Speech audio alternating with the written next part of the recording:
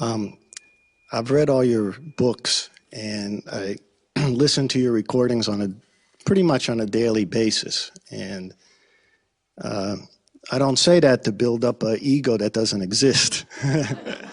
It leads into my question. What I find in trying to practice the power of now, trying to be conscious without thought, is a very heavy inner dialogue of all the principles and things that I've read, like, how should I do this? What would Eckhart say? And actually my thought process starts getting more active.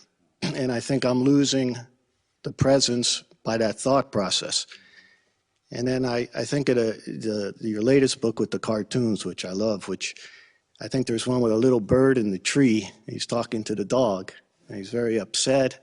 And the dog says, "What's wrong?" And the bird says, "Well, you know, I'm thinking about yesterday and this and that, and I'm worried about what's going to happen in a week, 2 weeks, about the future. What do I do? What do I do?" And the dog just looks at him and says, "Stop thinking." So how do I, it seems you try to stop thinking, and you read all this and you try to practice it, but yet in any given situation, I find that in order to get closer to practicing it or even practice it, it's causing a lot of thoughts to happen. So is that different kind of thoughts, or those thoughts that I should break that kind of habit? And if so, how? Okay, thank you. Thank you.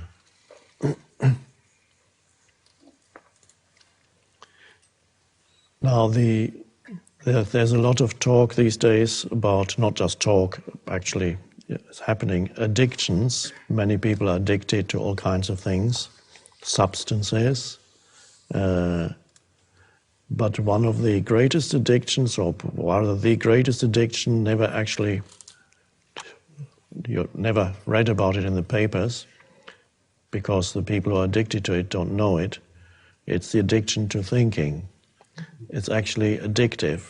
Can't stop thinking. It's like can't stop drinking, can't stop smoking, can't stop eating, can't stop thinking. Thinking is the greater addiction than any of these. And it's an addiction because it's been a drug, it's been around for so long, and it's a pseudo sense of self. So it's a great reluctance on the part of most people to let go of thinking, which is equated with the state of sleep, to let go of thinking. There isn't that much to understand in this teaching. There's a little bit to understand about how the ego works, but even that is just mainly a self-observation. The main thing about it is presence. Presence.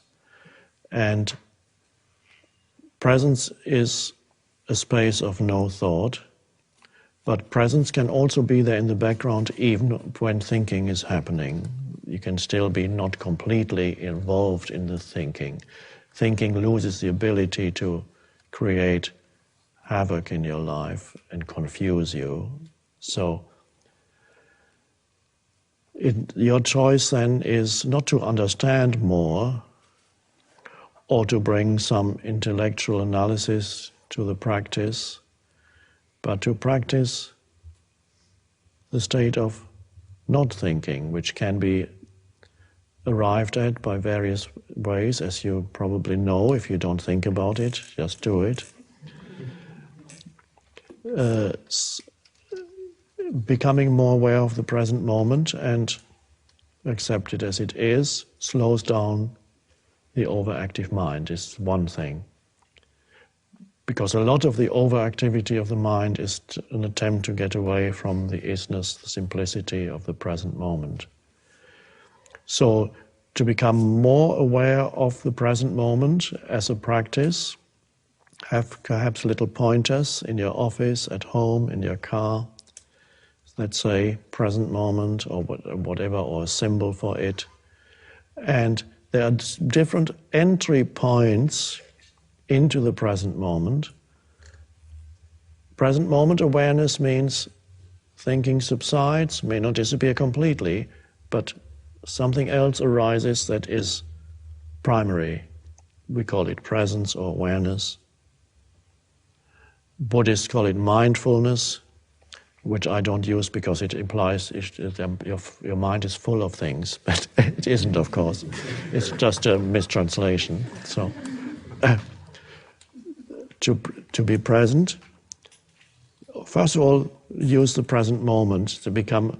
But how do you become conscious of the present moment? Now, when you get it, after a while, you can actually sense the presence of the present, so to speak, directly, and there it is. But helpful things are sense perceptions, take you out of thinking. If you're not judging the sense perceptions, labeling, naming, looking around, anywhere, wherever you are, look around. Practice sense perceptions without this compulsive interference of naming what you're perceiving. Oh, that's a beautiful flower. I wonder what it's called. I don't know what it's called, so that helps. I can be free of thinking. If I know what it's called, I can say, oh, that's such, and then drop that. And see what it means to perceive without the interference of concepts, words. At this moment, for example, you're looking at me. Now, let's say between now and now, were you thinking? No. Okay, and again, between now and now, were you thinking or present? No thought. And while I speak, do you need to think to understand what I'm saying, or can you just listen and understand it? Just listen. And this is what you're doing. And so that's part of the teaching and the function of the spiritual teacher. Imparting information is secondary. What I'm telling you now is secondary. What is primary is the underlying state of consciousness, which is presence. That's the teaching. But you can't talk about that. It's underlying. But a sign that it's working is that while you listen, there's no thought. There's just an alert presence. And when the so-called teacher stops speaking for a moment, the alert presence remains. It does not need to be filled with anything. Like now. What is there to think about? Nothing.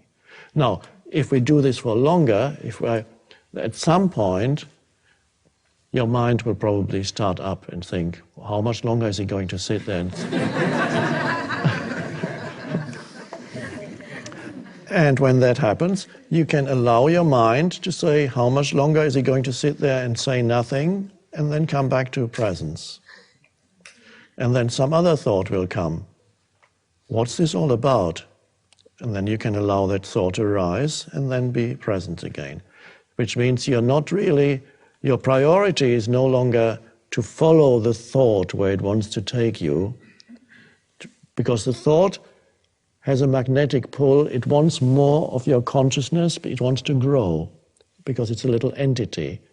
It wants to grow, so it wants your attention. And in subtle ways, it tries to get your attention. It says, it might even use a bodily feeling. It says, gosh, I'm hungry suddenly. Why didn't I need to eat something? And then you think of what restaurant am I going to afterwards? And so the presence is gone, you are gone, you are looking for a restaurant in your mind. Which means the thought used as some bodily thing to make thoughts out of it, completely pointless, because you can't find a restaurant because you're standing here. But it can use all kinds of things to manufacture more, to get your attention. And if you're not careful, if you don't know the mechanism, it's not so much an intellectual understanding, but a simple realization that this is what the mind does. It tries to pull you in. It's fine, that's what it does. Once you know that, you can allow a thought to arise without following it where it wants you to go, which is into another bigger thought and a bigger one.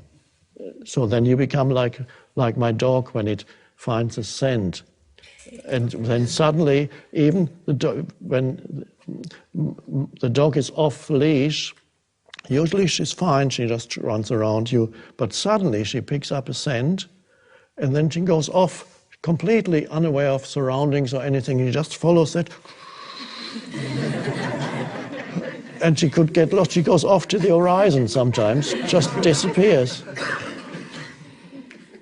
And that's, when you follow a thought, it goes like that. You can wake up 20 minutes later, and it started with being a little bit hungry and thinking of a restaurant, and it ends up with thinking about how dreadful your life is.